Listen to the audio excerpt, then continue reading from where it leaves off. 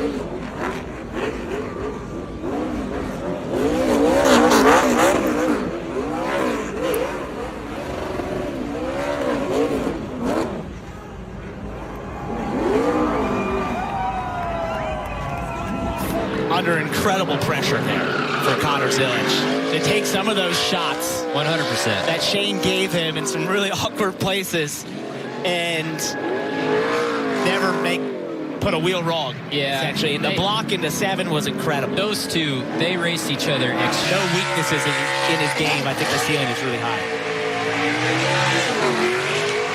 Here's the other thought. 2 more road courses between now and the playoffs.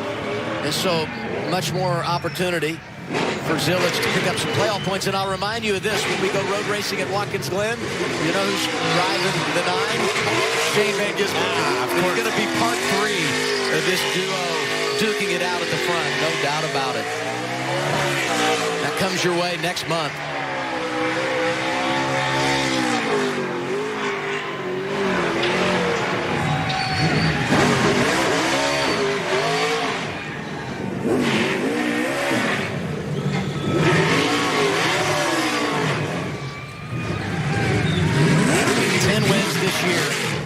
Junior Motorsports.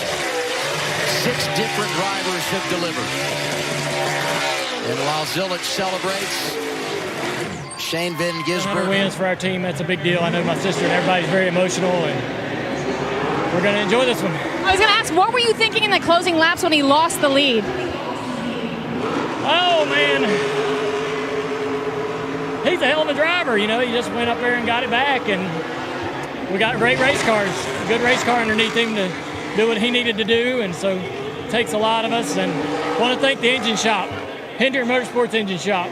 That's what wins races at places like this and at Dover. So thank y'all for all the hard work. They've worked hard this year, and all the support.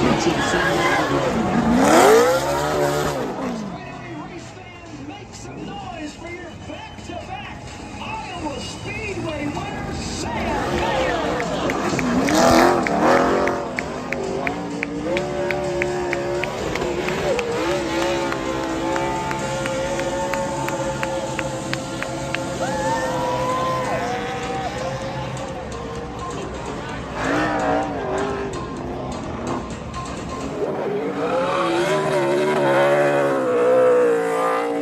What a year Connor Zilisch is having. You said 6 wins, Adam. The fact that he can do it at every type of racetrack, it's been fun to watch, but he was on another level today at Watkins Glen to have guys like Van Gisbergen in the Those of you field. joining us for CW's debut of PBR Team Series, bull riding from Sunrise, Florida. Coverage is currently on the CW app. We'll get you out to live coverage on CW right after we wrap our coverage here in Watkins Glen for the NASCAR Xfinity Series, where Connor Zilisch has won for a 2nd consecutive year. He continues to dominate on the road.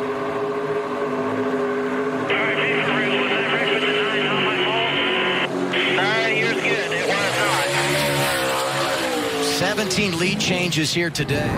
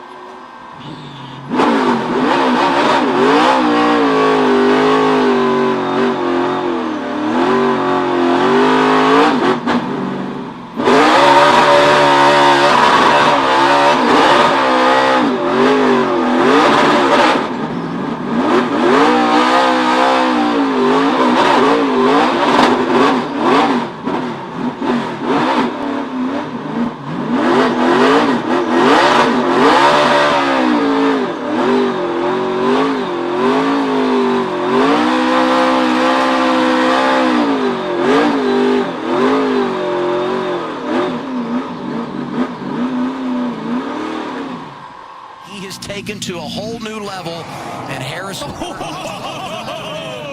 my. Watch out. Teddy, the cameraman there, just got a really good call. Last time a driver won 4 in a row in the Xfinity Series 2022, Noah Gregson. He was also driving for Junior Motorsports.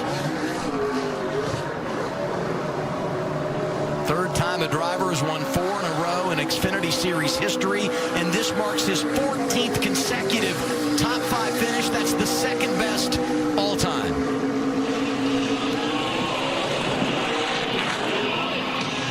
Just insane.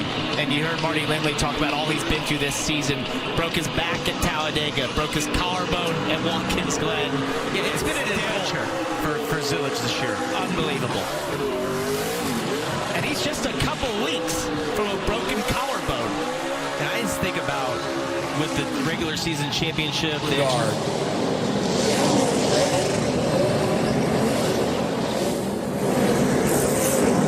41 years old from Tampa, Florida. And he mentioned that top line coming in. That's what they designed that race car for.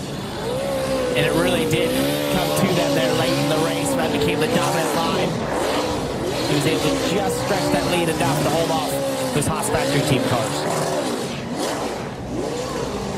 6 playoff drivers end up inside the top 10. It's here. He talks about it all weekend, goes and wins the pole, wins the race. That confidence parlayed into great performance. And I don't care what your advantage is going to the Roval, you never feel comfortable, right? Oh, no. I mean, and now he doesn't have to worry about it. Yeah, the Roval as a fan, it's a tremendous playoff race. As a driver, it's a terrible one because there's so many unknowns in the way that you would capitalize on stage points there. The one thing I'll tell you about Brandon Jones is I feel like he's put more effort in this year than he has throughout his whole career. He knew